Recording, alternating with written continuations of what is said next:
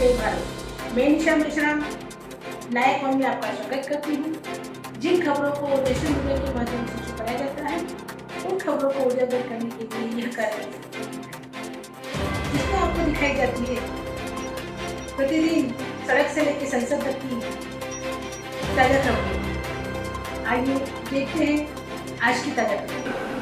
वो आंदोलन कर रहा है, रिसर्च नहीं कर रहा है, इसका मतलब डिसिप्लिन के विरोध में काम कर रहा है। डिसिप्लिन के विरोध में काम कर रहा है तो इसके ऊपर डिसिप्लिन की एक्शन लेनी चाहिए। डिसिप्लिन की एक्शन लेने की बजाय उसको पब्लिसिटी देने के लिए पीएम ऑफिस से, पीएमओ ऑफिस से एडिटोरियल रूम में टेलीफोन जाते हैं कि भाई भला भला आदमी का स्टेटमेंट छाप।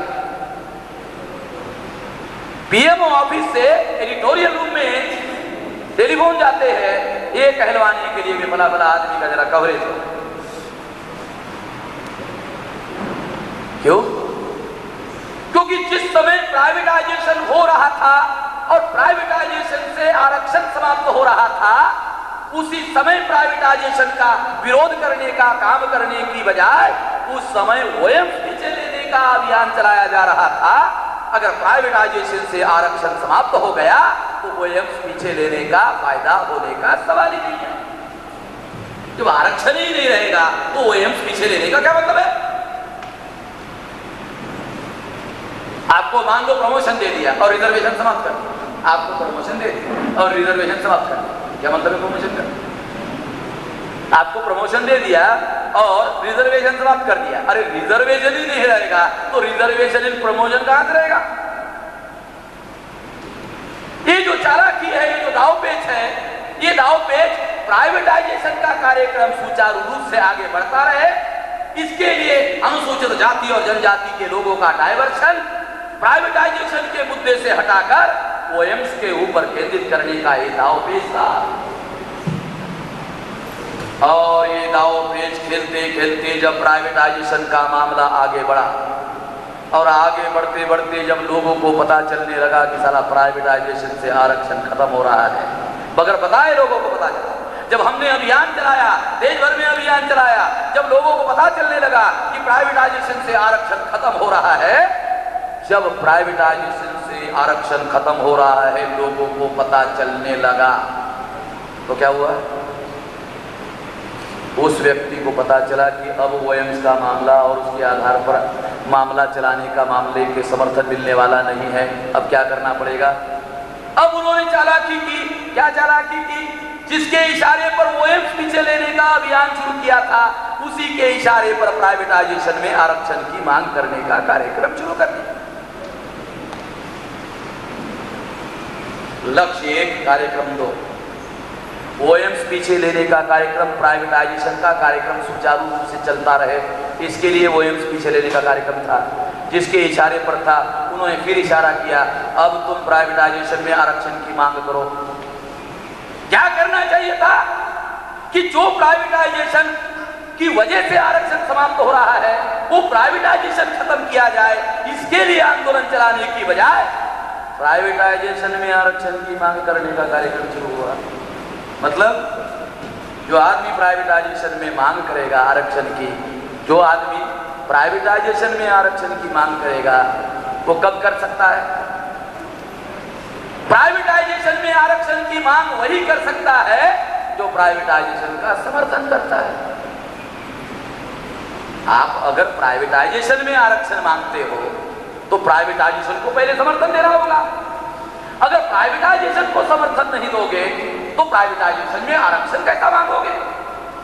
इसका मतलब यह हुआ कि अगर आपको प्राइवेटाइजेशन में आरक्षण मांगना है तो पहले प्राइवेटाइजेशन का समर्थन करो, पहले तुम संवैधानिक आरक्षण समाप्त करने का समर्थन करो तो हम तुमको प्राइवेटाइजेशन में आरक्षण देने की बात करते हैं। एक नया दावपेच बनाया गया। क्या दावपेच बनाया गया? जो लोग प्राइवेटाइजेशन का विरोध कर रहे हैं, अगर विरोध करने वाले लोगों को प्राइवेटाइजेशन के समर्थन में खड़ा करना है, देखो बहुत खास बात बता रहा हूं मैं आपको, ये समझना होगा, ये क्रिटिकल बात क्या है। जो लोग प्राइवेटाइजेशन के विरोधी हैं विरोधी लोगों को एससी एसटी ओबीसी के अगर प्राइवेटाइजेशन के समर्थन में खड़ा करना है, एक ही तरीका है, प्राइवेटाइजेशन में आरक्षण की मांग करो। कैसे? अगर प्राइवेटाइजेशन में आरक्षण की मांग करोगे तो एससी एसटी ओबीसी के लोग क्या सोचेंगे कि संवैधानिक आरक्षण तो हमारा बना हुआ है, अगर प्राइवेटाइजेशन में भी आरक्षण मिलता है तो चलो ले लेते हैं। बोले समझ, ये तो बना हुआ है, संवैधानिक आरक्षण तो बना हुआ है, चलो प्राइवेटाइजेशन में अगर मिलता है ये भी ले लेते हैं। ऐसा समझकर एससी एसटी ओबीसी के लोग प्राइवेटाइजेशन में आरक्षण की मांग करना शुरू कर देंगे। जैसे ही प्राइवेटाइजेशन में आरक्षण की मांग करना शुरू कर देंगे, जो एससी एसटी ओबीसी के लोग प्राइवेटाइजेशन के विरोधी है वो प्राइवेटाइजेशन के परोक्ष रूप से समर्थक हो जाएंगे, क्योंकि जिनको प्राइवेटाइजेशन में आरक्षण की मांग करना है वो तभी मांग कर सकते हैं जब उनको प्राइवेटाइजेशन को समर्थन करेंगे। अगर उन्होंने प्राइवेटाइजेशन का समर्थन नहीं किया तो प्राइवेटाइजेशन में आरक्षण की मांग कैसे करेंगे? आप एक साथ दो बातें नहीं कर सकते। अगर आप प्राइवेटाइजेशन का विरोध करते हो तो प्राइवेटाइजेशन में आरक्षण की मांग नहीं कर सकते। अगर प्राइवेटाइजेशन में आरक्षण की मांग करोगे तो प्राइवेटाइजेशन का समर्थन करने की घोषणा किए बगैर ही प्राइवेटाइजेशन का समर्थन हो जाएगा। यह दाव पेच करने के लिए क्या किया गया? हमारे ही आदमी को फिर जिसको ओएमपी से लेने के काम पर लगाया था उसी को प्राइवेटाइजेशन में आरक्षण की मांग करने के काम पर लगाया। जब वो प्राइवेटाइजेशन में आरक्षण की मांग करता है तो हमारे लोगों को क्या लगता है? अरे यार ये तो हमारे आरक्षण का समर्थक है। हमारे लोग मानते हैं कि समर्थक है इसलिए उसके समर्थन में खड़ा हो जाते हैं। जब वो उसके समर्थन में खड़ा हो जाते तो समर्थन में खड़ा होते ही प्राइवेटाइजेशन का समर्थन हो जाता। प्राइवेटाइजेशन का जैसे ही समर्थन होता वर्तमान संवैधानिक आरक्षण समाप्त हो जाता। प्राइवेटाइजेशन में आरक्षण की मांग करने से वर्तमान संवैधानिक आरक्षण समाप्त पहले करना पड़ेगा, और वर्तमान संवैधानिक आरक्षण को समाप्त करने का समर्थन नहीं दोगे तो प्राइवेटाइजेशन में आरक्षण आपको मिलने वाला नहीं है। आपको पहले संवैधानिक आरक्षण समाप्त करने का समर्थन करना होगा। कैसे? आपको पहले प्राइवेटाइजेशन का समर्थन करना होगा। पहले प्राइवेटाइजेशन का समर्थन करना होगा, बाद में प्राइवेटाइजेशन में आरक्षण मिलेगा। मतलब पहले संवैधानिक आरक्षण समाप्त करने का समर्थन करना होगा, पहले संवैधानिक आरक्षण समाप्त करने का समर्थन करना होगा, और पहले संवैधानिक आरक्षण समाप्त करने का समर्थन करना होगा, उसके बाद आपको प्राइवेटाइजेशन में आरक्षण देने का मामला चर्चा में लाया जाएगा। अभी सरकार ने कॉमन मिनिमम प्रोग्राम बनाया। सरकार ने कॉमन मिनिमम प्रोग्राम बनाया। कॉमन मिनिमम प्रोग्राम में क्या लिखा हुआ है? हमारे लोगों ने ठीक से पढ़ा नहीं होगा। उन्होंने क्या पढ़ा होगा? अरे प्राइवेटाइजेशन में आरक्षण मिल रहा है, यानी ठीक से पढ़ती भी नहीं। क्या सोचा होगा? प्राइवेटाइजेशन में आरक्षण मिल रहा है। अरे उसमें लिखा है, क्या लिखा है? प्राइवेटाइजेशन में आरक्षण की चर्चा शुरू करेंगे। पढ़ो ठीक से। 10 साल चर्चा चलेगी और 10 साल में चर्चा से ही 2 चुनाव जीत जाएंगे। चर्चा से, ये देने का कार्यक्रम नहीं, लेने का कार्यक्रम है। 8 राज्यों में चुनाव है विधानसभा के। कांग्रेस के सामने साला संकट। प्राइवेटाइजेशन का कांग्रेस समर्थन कर रही है और एससी एसटी ओबीसी के वोट उसको चाहिए। प्राइवेटाइजेशन का समर्थन कर रही है और वोट हमारे चाहिए। कांग्रेस का संकट है, कैसे वोट? इसलिए कांग्रेस ने क्या चालाकी की? प्राइवेटाइजेशन में आरक्षण देंगे नहीं कहा। क्या कहा? चर्चा शुरू करेंगे। फिर उद्योगपतियों को बताया, विरोध कर देगा। ये दाव पे समझने की कोशिश करो। उद्योगपति को बताया विरोध कर देना, क्योंकि जब उद्योगपति विरोध करेंगे तो प्राइवेटाइजेशन के आरक्षण के समर्थन में आंदोलन शुरू होगा। प्राइवेटाइजेशन में आरक्षण के समर्थन में आंदोलन शुरू होगा, उद्योगपति के विरोध में और प्राइवेटाइजेशन के आरक्षण के समर्थन में। जब प्राइवेटाइजेशन के आरक्षण के समर्थन में आंदोलन शुरू होगा तो अपने आप ही प्राइवेटाइजेशन के समर्थन में हो जाएगा। यानी जो लोग प्राइवेटाइजेशन का विरोध कर रहे हैं वो प्राइवेटाइजेशन के समर्थन में तब्दील हो जाएंगे, और इस तरह से उनका प्राइवेटाइजेशन के समर्थन में इस्तेमाल करना भी संभव होगा। वर्तमान संवैधानिक आरक्षण समाप्ति हो जाएगा और प्राइवेटाइजेशन में आरक्षण देने का चर्चा चलेगा। चर्चा सरकार है, देने की बात नहीं कर रही, चाहे तो मेजॉरिटी है, कानून बना सकती है। अगर अंबानी ने और बजाज ने कहा कि हम हमारे उद्योग महाराष्ट्र से बाहर लेके जाएंगे, अगर केंद्र ने कानून पास किया तो बजाज और अंबानी अमेरिका जाएंगे, हैं? कहाँ जाएंगे? अगर केंद्र सरकार ने कानून पास किया, महाराष्ट्र ने कानून पास किया तो महाराष्ट्र से गुजरात जाएंगे, चलो ठीक है। केंद्र सरकार ने कानून पास किया, कहाँ जाएंगे? भारत से बाहर जाएंगे। ये दावपेच है, ये म्यूचुअल अंडरस्टैंडिंग है। उद्योगपति और सरकार के बीच में म्यूचुअल अंडरस्टैंडिंग का कार्यक्रम चल रहा है, इसलिए कॉमन मिनिमम प्रोग्राम एक कॉमन मिनिमम धोखेबाजी का कार्यक्रम कि बीजेपी ने मैक्सिमम धोखेबाजी की, कांग्रेस कह रही है हम मैक्सिमम नहीं करेंगे मगर मिनिमम करना पड़ेगा। मिनिमम धोखेबाजी तो करना ही पड़ेगा, मैक्सिमम नहीं करेंगे मगर मिनिमम धोखेबाजी जरूर करेंगे, करना ही पड़ेगा। ये जो प्राइवेटाइजेशन में आरक्षण की चर्चा करना ये मिनिमम धोखेबाजी का कार्यक्रम है।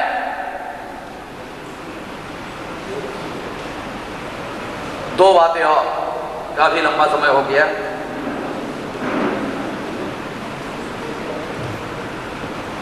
साथियों, दो तीन बातें ही, वैसे ये मैं अभी मुझे ऐसा लग रहा है कि इस पर एक वर्कशॉप लेकर 5-6 घंटा में सारे विस्तार से सारी बातें बताकर इसके cassettes, video cassettes, audio cassettes और उसका सारा का सारा रिकॉर्ड तैयार करके सारा बुकलेट फॉर्म में लोगों के सामने आ जाए, ताकि विस्तार से सारी जानकारी लोगों को पता चले। और भी बहुत सी बातें हैं। एक बात तो ये है कि जो वर्तमान संवैधानिक आरक्षण है ये आरक्षण रिप्रेजेंटेशन है, गवर्नेंस ऑफ द कंट्री में हिस्सेदारी है। प्राइवेटाइजेशन में जो आरक्षण मिलेगा वो केवल नौकरी होगी, वो भी चपरासी की, चतुर्थ श्रेणी की, तृतीय श्रेणी की, ये रिप्रेजेंटेशन नहीं होगा। एक बात ख्याल रखने का कि संवैधानिक आरक्षण रिप्रेजेंटेशन है, ये केवल नौकरी नहीं है। अगर ये नौकरी होती तो वो लोग इतना विरोध नहीं करते। एक बात।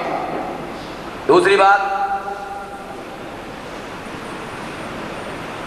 न्यायपालिका भी वर्तमान संवैधानिक आरक्षण समाप्त करने के षड्यंत्र में शामिल है, और इसीलिए उसने ये निर्णय दिया 99 में कि reservation is not a fundamental right. Reservation 15(4) और 16(4) में लिखा है। 15 फंडामेंटल राइट है, 16 फंडामेंटल राइट है, और रिजर्वेशन 15 और 16 में है। सुप्रीम कोर्ट ने कहा रिजर्वेशन फंडामेंटल राइट नहीं है। रिजर्वेशन फंडामेंटल राइट है, फिर भी सुप्रीम कोर्ट कह रहा है रिजर्वेशन फंडामेंटल राइट नहीं। सिद्ध है न्यायपालिका रिजर्वेशन के विरोधी षड्यंत्र में शामिल है। एक्सपोज करने के लिए अभियान हम लोग चला रहे हैं, ये भी ठीक से समझना होगा। तीसरी बात, बहुत सारे लोग ऐसा सोचते हैं, बहुत सारे लोग ऐसा विचार करते हैं, ये भी मैं आप लोगों को बताना चाहता हूं, जो बहुत महत्वपूर्ण है, ऐसा मैं मानता हूं। क्या कहते हैं हमारे बहुत सारे लोग कि new economic policy a world level का कार्यक्रम है, इसका विरोध करना संभव नहीं है, इसका कोई पर्याय नहीं है, इसका कोई अल्टरनेटिव नहीं है। साथियों, मैं आपको बताना चाहता हूं, ऐसा विचार करना मूर्खता है कि दुनिया विकल्पहीन है और दुनिया में एक ही विकल्प है। दुनिया में एक ही विकल्प है और उसका कोई विकल्प नहीं है, ऐसा सोच मूर्खता की सोच है। दुनिया कभी भी विकल्पहीन नहीं होती, एक साथ दुनिया में कई विकल्प उपलब्ध होते हैं। लिबरलाइजेशन, प्राइवेटाइजेशन, ग्लोबलाइजेशन एकमात्र विकल्प नहीं है। और जो लोग प्राइवेटाइजेशन का समर्थन कर रहे हैं, जानते हो, कैपिटलिज्म का समर्थन कर रहे हैं। ये भी ख्याल रखना, जो लोग प्राइवेटाइजेशन का समर्थन कर रहे हैं वो कैपिटलिज्म का समर्थन कर रहे हैं, और जो कैपिटलिज्म का समर्थन कर रहे हैं वो ये आशा करते हैं कि कैपिटलिज्म से उनको न्याय मिलेगा। नासिक में हम लोग कॉन्फ्रेंस ले रहे हैं, मनमाड़ नासिक में है। बाबा साहब अम्बेडकर ने मनमाड़ में रेलवे के कर्मचारियों के सामने जो भाषण किया था, ये हिस्टोरिकल डॉक्यूमेंट के तौर पर अवेलेबल है। और वहां उनके भाषण में उन्होंने कहा कि इस देश में जो दलित शोषित कर्मचारी मजदूर है, उन लोगों के दो दुश्मन हैं, एक ब्राह्मणशाही, एक भांडवलशाही। जो लोग प्राइवेटाइजेशन का समर्थन करते हैं, प्राइवेटाइजेशन में आरक्षण की मांग करने का मतलब है एक तरफ प्राइवेटाइजेशन का समर्थन करना, दूसरी तरफ वर्तमान संवैधानिक आरक्षण को समाप्त करने के लिए उनको साथ सहयोग करना। हमारी ही साथ सहयोग से वो वर्तमान संवैधानिक आरक्षण समाप्त करना चाहते हैं, ये हम बिल्कुल होने नहीं देंगे। बाबा साहब अम्बेडकर की ही नीति में आपको बताता हूं। बाबा साहब अम्बेडकर ने बाल गंगाधर तिलक का नाम लेकर बहिष्कृत भारत के एडिटोरियल में लिखा था।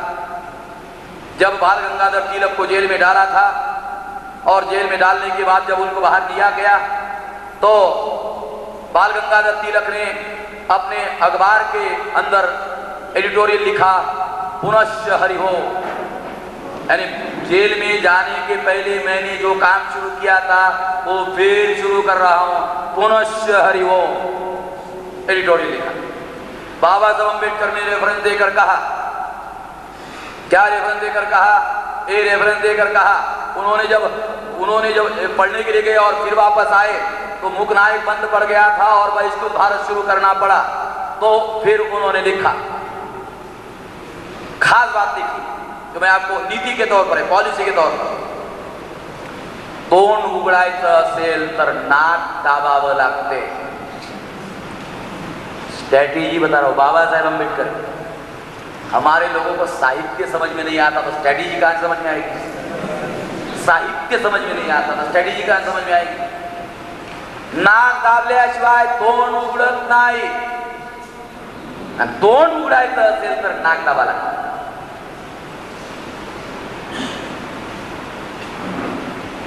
अगर आप लोग प्राइवेटाइजेशन में आरक्षण चाहते हो, अगर चाहते हो, ईमानदारी से चाहते हो,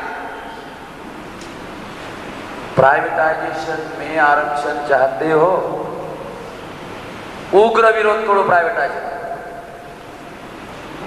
अगर प्राइवेटाइजेशन में आरक्षण की मांग करते हो, मांग करना भिखारियों का काम है। भिखारियों को beggars are not choosers, beggars are not choosers. Beggar अपने लिए चूज नहीं कर सकते। बेगर ये नहीं कह सकते कि मुझे 1 रुपए की भीख चाहिए, 10 पैसा नहीं चाहिए। ये तो देने वाले की दया पर निर्भर करता है कि वो कितना देना चाहता है। इसलिए अगर प्राइवेटाइजेशन में आरक्षण चाहते हो तो नाक दाबो। नाक दाबो तो क्या, नाक दाबोगे तो क्या होगा? मुंह खोलना पड़ेगा। प्राइवेटाइजेशन का विरोध करो, जितना उग्र विरोध करते हो विरोध करो। जब प्राइवेटाइजेशन संकट में पड़ जाएगा तो प्राइवेटाइजेशन बचाव करने के लिए आपको आरक्षण दे देगा। आगे बजाने की जरूरत नहीं है। समझो, बच्चों का खेल नहीं है आंदोलन, गिल्ली डंडू का खेल नहीं है। गिल्ली डंडू खेलने से आरक्षण मिल जाएगा।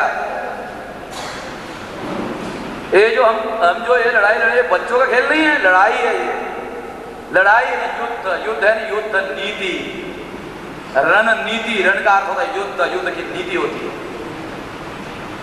पाकिस्तान के विरोध में लड़ना है तो डंडा लेकर लड़ोगे क्या? वो तोप से लड़ रहा है, तुम डंडा लेके लड़ रहे हो। युद्ध की नीति होती है, और युद्ध की नीति में जो रणनीति बनाई जाती है, उसकी लड़ाई रण का जो कौशल होता है उसकी तरह लड़ना पड़ता है। बाबा साहब का ही मुद्दा बता रहा हूं, नाक दाबल्याशिवाय तोंड कोणी उघडत नाही। प्राइवेटाइजेशन के लोग अगर आपको आरक्षण दे, ऐसा लगता है, प्राइवेटाइजेशन को संकट में डालो, प्राइवेटाइजेशन को संकट में डालो। अगर प्राइवेटाइजेशन संकट में पड़ गया तो वो अपना बचाव करने के लिए खुद ही सामने आएगा। नाक दाबो तो मुंह खोलेगा, क्योंकि ऑक्सीजन लिए बगैर आदमी जिंदा रहता नहीं है। या तो नाक से ऑक्सीजन लोगे या तो मुंह से ऑक्सीजन लोगे। मुंह दबाओगे तो नाक से ऑक्सीजन लोगे, नाक दबाओगे तो मुंह से ऑक्सीजन लेना पड़ेगा। ऑक्सीजन तो लेना पड़ेगा ना जीने के लिए। ज्यादा नहीं बता सकता, रणनीति की बात है, ज्यादा लंबा नहीं बता सकता, क्योंकि ये लड़ाई का ज्यादा मैं खुलासा नहीं कर सकता, क्योंकि इससे इसकी हवा निकल जाएगी, नादान लोगों को समझ में आ जाए, इसलिए थोड़ा सा बता रहा, नादानों को समझ में आ जाए। ये भी नहीं बताने वाला था मैं, भारत में कहीं पर भी नहीं बताया, मगर नासिक में मुझे नादान लोगों की संख्या ज्यादा दिखाई थी, इसलिए बता रहा हूं।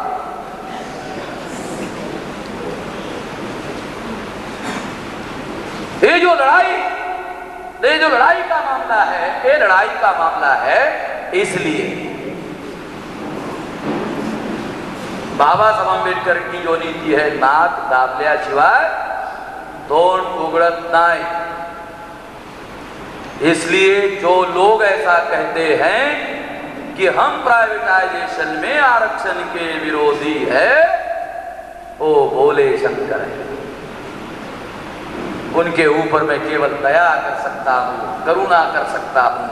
ऐसे भोले शंकर हमारे भाइयों पर गुस्सा करने का कोई मतलब नहीं है, मगर जो लोग भोले भाले भाइयों का इस्तेमाल करते हैं, उनके बारे में समाज को जरूर सोचना चाहिए, उनके बारे में जरूर सोचना चाहिए। जो भोले भाले लोगों को सारी चीजें सारा विस्तार करके समझाने की बजाय वो केवल इमोशनल बातें उठाकर लोगों का केवल इस्तेमाल करते हैं, ऐसे लोगों के बारे में जरूर सोचना चाहिए, जरूर विचार करना चाहिए। इसलिए साथियों, प्राइवेटाइजेशन में आरक्षण की मांग करना, वर्तमान आरक्षण जो संवैधानिक है, एक खत्म करने का जो ब्राह्मणवादी षड्यंत्र है, ये षड्यंत्र पूरा करने के लिए उन्होंने जो योजना बनाई, वो योजना क्या बनाई कि चर्चा शुरू करेंगे। चर्चा शुरू करने से क्या होगा, अनुसूचित जाति जनजाति अदर बैकवर्ड क्लासेस की बहुत सी जो संगठनाएं हैं वो चर्चा में शामिल होगी। जैसे ही चर्चा में शामिल होगी वो साजिश में शामिल हो जाएगी। जैसे ही साजिश में शामिल हो जाएगी उनके समर्थन से वर्तमान संवैधानिक आरक्षण समाप्त हो जाएगा। और जो लोगों ने एक प्राइवेटाइजेशन के समर्थन के नाम पर समर्थन दिया, वो वर्तमान संवैधानिक आरक्षण समाप्त करने के षड्यंत्र में शामिल हो जाएंगे। तो क्या हम इतनी आसानी से बाबा साहब अम्बेडकर, ज्योतिराव फुले और छत्रपति शाहू महाराज की 150 साल की लड़ाई ऐसे हवा में उड़ने देंगे? जो हमारे महापुरुषों की जो लड़ाई है हक और अधिकार की, ऐसी हवा में उड़ने देंगे? इसलिए साथियों, ये बहुत गहरी सूझबूझ से तरीके से, योजनाबद्ध तरीके से प्लान बनाकर योजनाबद्ध तरीके से ये षड्यंत्र विफल करना होगा। ये विफल करने के लिए ही ये अभियान सारे देश भर में साथियों चलाया जा रहा है। इसलिए ये बात हम लोगों को समझना होगा।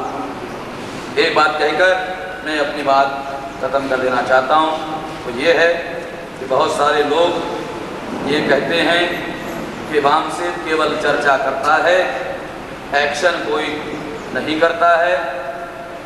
तो साथियों, हमारे लोग हमसे एक्शन चाहते हैं और हम लोग एक्शन के कार्यक्रम पर अमल करने की तैयारी कर रहे हैं। हम पहलवान को काजू खिला रहे हैं, दंड बैठक करवा रहे हैं, क्या के लिए? दिखाने के लिए? ऐसा है? दिखाने के लिए पहलवान को काजू खिला रहे हैं। 2006 तक 550 जिलों में संगठन का जाल बनेगा, 5000 तहसीलों में जाल बनेगा, 2009 तक 6 लाख गाँव में जाल बनेगा। एक गांव में अगर 100 लोग तैयार करेंगे तो 6 लाख इंटू 100 बराबर 6 करोड़, 200 तैयार करो 12 करोड़, 250 तैयार करो 15 करोड़, 15 करोड़ लोगों को मोबिलाइज करने का प्लान है। एक साथ 6 लाख गांवों से आंदोलन शुरू होना चाहिए, एक साथ, नासिक से नहीं, 6 लाख गांव से। 99 से इसलिए कार्यक्रम शुरू किया कि 2006 तक 550 जिलों में 5000 तहसीलों में हमारे संगठन का जाल बिछेगा। 2009 तक 6 लाख गांव में बिछ जाएगा। 10,000 पूर्णकालीन प्रचारक काम पर लगाए जाएंगे। 35 करोड़ रुपया इस पर खर्चा किया जाएगा। इस पर हम लोग तैयारी कर रहे हैं। 15 करोड़ लोगों को मोबिलाइज करने का कार्यक्रम है और 15 करोड़ लोगों को मोबिलाइज करने के कार्यक्रम के लिए देश भर में जनजागरण का, महाजागरण का यह अभियान चला है। क्योंकि जो एक्शन होता है उसके पहले प्रबोधन होना चाहिए, प्रबोधन के बाद एक्शन होती है। बाबा साहब अम्बेडकर ने 1916 में अपना कार्य आरंभ किया और जनता को 1927 को रास्ते पर उतारा। 11 साल क्या किया? क्या किया 11 साल? बाबा साहब अम्बेडकर को मानते हो ना? बाबा साहब अम्बेडकर को अपनाना चाहते हो ना? 1916 को बाबा साहब अम्बेडकर ने काम शुरू किया, 1927 को लोगों को रास्ते पर उतारा। 11 साल बाबा साहब अम्बेडकर ने क्या किया? 11 साल तक प्रबोधन किया, जागरण किया और जब एहसास हुआ कि अब लोगों को रास्ते पर उतारा जा सकता है तो 1927 को 11 साल के बाद रास्ते पर उतारा। इतिहास का विश्लेषण करो। बाबा साहब अम्बेडकर के आंदोलन से अगर सबक सीखना चाहते हो तो जो लोग साहित्य भी नहीं पढ़ते वो आंदोलन कहां से पढ़ेंगे? जो साहित्य भी नहीं पढ़ते वो आंदोलन कहां से पढ़ेंगे? इसलिए एक ही नुक्ता बता रहा हूं। 1916 को बाबा साहब अम्बेडकर ने काम शुरू किया, 1927 को लोगों को रास्ते में उतारा। और ये इतिहास गलत है तो देख लेना, छानबीन कर लेना। गलत है तो मुझे बता देना। 27 को लोगों को उतारा, 11 साल तक लोगों का प्रबोधन किया, जागरण किया। जागरण करने के बाद रास्ते पर उतारा। हम क्या कर रहे हैं? कोई नहीं बात कर रहे हैं। हमारे महापुरुषों से सबक लेकर जो उन्होंने सिद्धांत प्रैक्टिकल में अपनाया और सिद्धांत पर अमल करके बाबा साहब अम्बेडकर को महाराष्ट्र में आंदोलन शुरू करना था। 11 साल तैयारी की। हम बाबा साहब अम्बेडकर के कहे के अनुसार जो वो कहते हैं ये कारवा पीछे नहीं जाना चाहिए, ये कारवा आगे बढ़ना चाहिए। अगर ये कारवा 6 लाख गांव तक पहुंचाने की हमने योजना बनाई है तो ये कारवा पीछे लेने की बात नहीं है। 6 लाख गांव में जाकर 15 करोड़ लोगों को आंदोलन में, ये आंदोलन भी आंदोलन नहीं होगा, ये जन आंदोलन होगा। जन आंदोलन क्यों होगा? सरकार गोली मारेगी तो किसके ऊपर मारेगी? किसके ऊपर मारेगी? और गोली मारेगी तो सारी रात किस पर करेगी? 15 करोड़ लोगों को मोबिलाइज करने का कार्यक्रम। ये जो जनजागरण का अभियान है, ये जो महाजागरण का अभियान है, ये केवल कार्यक्रम नहीं है, ये एक आंदोलन की तैयारी का हिस्सा है, पूर्व तैयारी का हिस्सा है। पाकिस्तान भारत की लड़ाई बार बार नहीं होती है। जब लड़ाई पाकिस्तान की भारत की बार बार नहीं होती है तो भारत और पाकिस्तान जब लड़ाई नहीं करते हैं तो तैयारी करते हैं ना, तोप लेते हैं, बोफोर्स तोप लेते हैं, मिसाइल लेते हैं, अग्नि मिसाइल लेते हैं, तैयारी करते हैं। जब लड़ाई नहीं करते हैं तो तैयारी करते हैं। और तैयारी काहे के लिए करते हैं? लड़ाई के लिए तैयारी करते हैं। लड़ाई के लिए तैयारी करते हैं। हमने डिसाइड किया कि हमको लड़ाई करना है, संघर्ष करना है, जन आंदोलन करना है। जन आंदोलन करने के लिए ये सारी देश भर में तैयारी चल रही है। ये जो तैयारी का कार्यक्रम चल रहा है देश भर में, ये जो भौगोलिक नेटवर्किंग का कार्यक्रम है, ये सोशल नेटवर्किंग का कार्यक्रम है, बनाया दूसरा कार्यक्रम जिसमें 6000 जातियों को जोड़ने का कार्यक्रम है। एक भौगोलिक नेटवर्क, एक 6000 जातियों को जोड़ने का सोशल नेटवर्किंग। जब 6 लाख गांवों से आंदोलन शुरू होगा, 6000 जाति के लोग उस आंदोलन में हिस्सेदारी करेंगे। ये तय किया जाएगा कि 6000 जाति के लोग उसमें शामिल होने चाहिए। तो ये 15 करोड़ लोगों के मोबिलाइजेशन का कार्यक्रम चलेगा। ये जो कार्यक्रम चलेगा, इस कार्यक्रम को बनाने के लिए, इस आंदोलन को तैयारी करने के लिए और विशाल आंदोलन को खड़ा करने के लिए आप सभी लोगों का, नासिक के लोगों का भी साथ सहयोग अपेक्षित है। जो साथ आएगा उसको साथ मिलेगा, जो साथ नहीं आएगा उसको शुक्रवार का निमंत्रण देगा। कोई बात नहीं, शुक्रवार को आएगा। आज कौन दिन है? रविवार। कोई बात नहीं, शुक्रवार को आएगा। अगर रविवार को नहीं आया तो कोई बात नहीं है, शुक्रवार को आएगा। और शुक्रवार को नहीं आया तो अगले जुम्मे को आएगा। कोई बात नहीं, अगले जुम्मे को आएगा। और अगर कोई अगले जुम्मे को नहीं आएगा तो अगले साल के जुम्मे को आएगा। और आएगा नहीं